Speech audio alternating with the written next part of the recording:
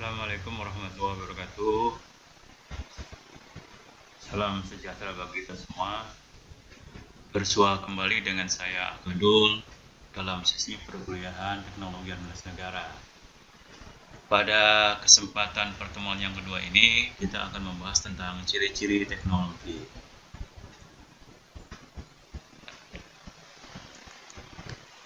Ada beberapa ciri tentang teknologi ini. Pertama, ilmu, pengetahuan, dan praktek atau percobaan merupakan prasyarat untuk tumbuh dan berkembangnya teknologi. Teknologi yang dikuasai akan makin berkembang jika sudah terbagi atau terpakai.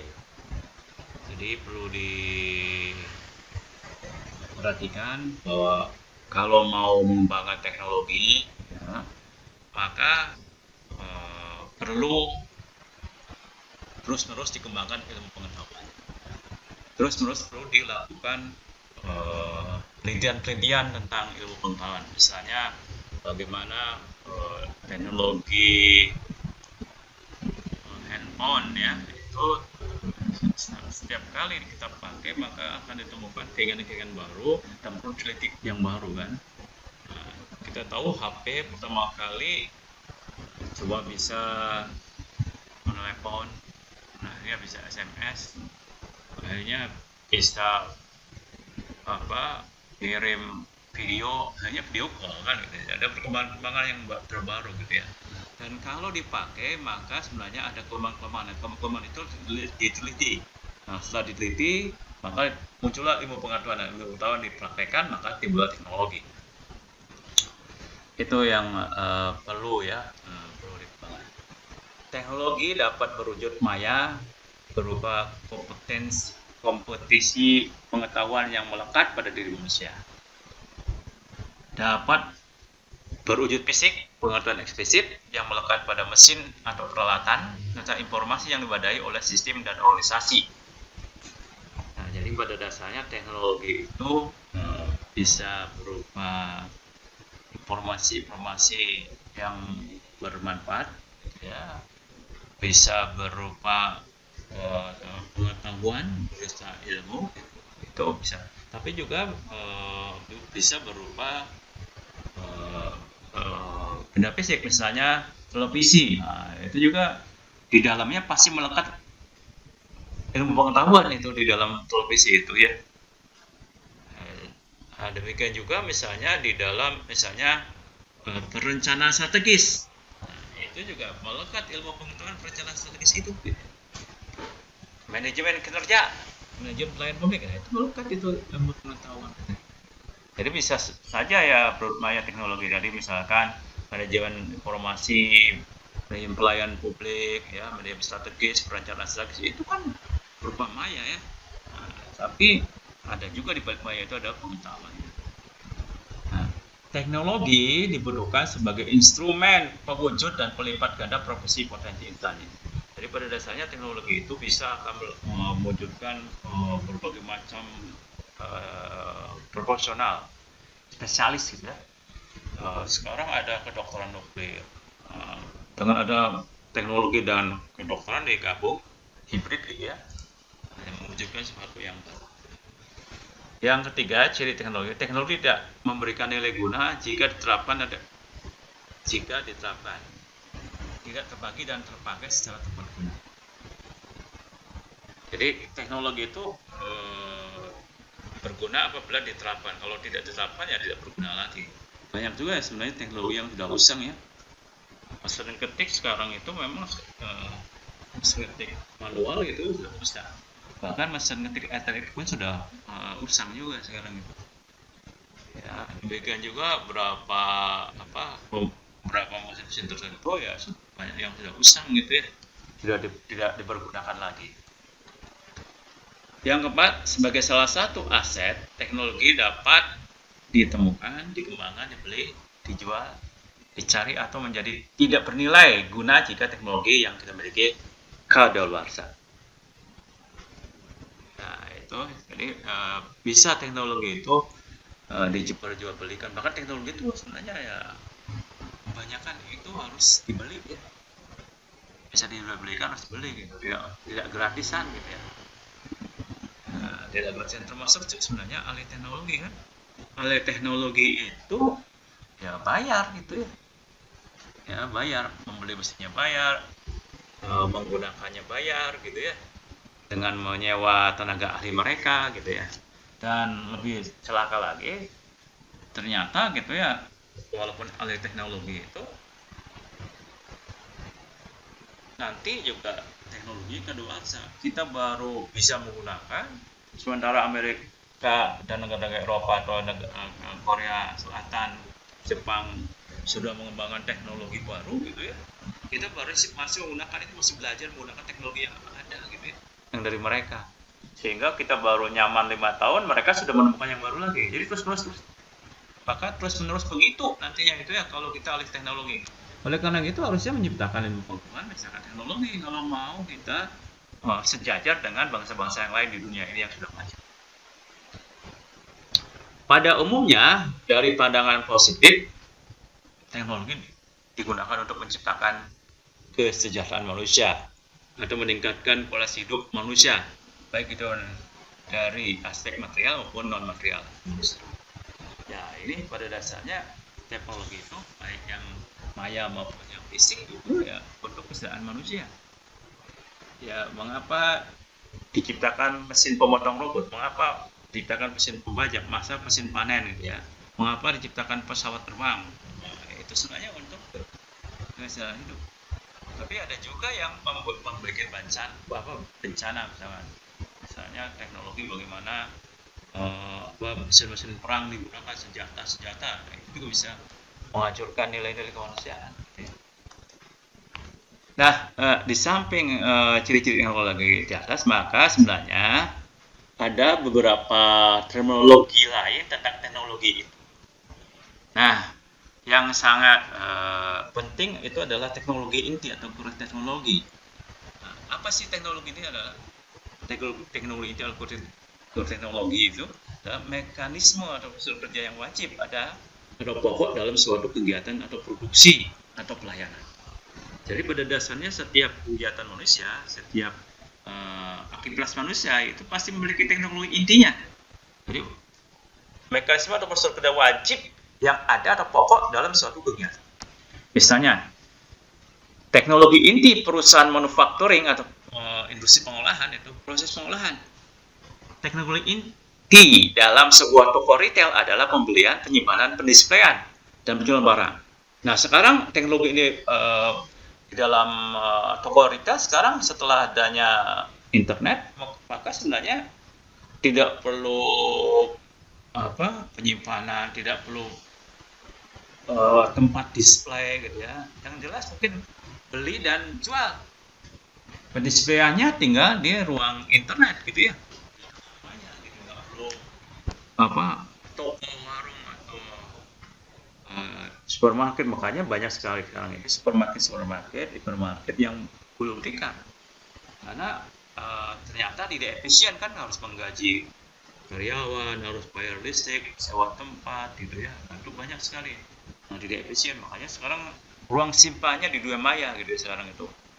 Bahkan tidak perlu menyetok barang, menyimpan barang ya. Begitu ada yang pesan tinggal membeli dari produsen, lalu produsen diantarkan barangnya ke pembeli gitu ya. Nah itu sekarang itu teknologi ini. Jadi setiap teknologi itu ya langkah-langkah yang harus ada. Nah ini sangat penting ya, karena jangan-jangan kita itu di dalam bekerja, terutama di administrasi publik gitu ya, jangan kebanyakan yang bukan intinya, prosedur kerja intinya, pokoknya yang harus ada, tapi yang banyak yang hal-hal sekunder dimasukkan ke dalam teknologi ini sehingga banyak diperlukan. Nah ini sangat penting untuk menentukan harga. Ya, misalnya kalau mau kunjungan kerja untuk melakukan studi banding, ya, apa yang harus teknologi intinya? Coba mungkin teknologi intinya itu hanya 1 hari, tapi 5 harinya jalan-jalan gitu ya. Nah, ini jadi termasuk juga nanti kalau misalnya kegiatan-kegiatan apapun harusnya dilihat itu apa yang pokok-pokoknya dari kegiatan itu, dan itu saja yang dibiayai gitu ya. Istilah yang kedua adalah istilah teknologi tinggi. Nah, biasanya apa sih teknologi tinggi? Teknologi tinggi ini biasanya penggunaan lebih dari 3 jenis teknologi, atau biasanya dikenal dengan penggunaan teknologi terbarukan, atau penggunaan teknologi yang dapat mengubah hakikat tugas dan kerja antar hubungan alur informasi dan energi. Nah, misalkan pesawat terbang itu teknologi tinggi karena dia menggunakan bermacam-macam teknologi ke situ. Ya, teknologi listrik, teknologi plastik, teknologi cermin, ya, macam-macam banyak itu lebih dari 3. Itu yang masuk dengan teknologi tinggi. Nah, terminologi lain dalam teknologi ini ada yang disebut dengan teknologi pelayanan. Nah, teknologi pelayanan. Apa itu teknologi pelayanan? Teknologi yang menghasilkan keluaran berupa jasa atau pelayanan. Nah, ini apa sih teknologi pelayanan itu ciri-cirinya? Ya, ciri-cirinya ini misalnya consume as the produce. Jadi sebenarnya kalau teknologi pelayanan itu barang atau jasanya itu dikonsumsi ketika diproduksi. Nah, itu misalnya jasa dokter. Nah, kan dokter memberikan pelayanan baru dikonsumsi langsung kan. Jasa angkutan, baik darat, laut, udara. Nah, ketika memproduksi jalan gitu ya, waktu mobil jalan, angkutan umum jalan gitu ya, nah itu diproduksi lalu dikonsumsi, tidak mungkin disimpan dulu gitu ya. Nah itu, lalu juga pesawat terbang juga demikian. Nah itu termasuk ke dalam teknologi pelayanan kalau begitu ya, jasa-jasa itu. Tapi sekarang ada juga sebenarnya jasa yang sekarang itu bisa dikonsumsi nanti. Nah, ini kan saya pendidikan nih sekarang ini ya.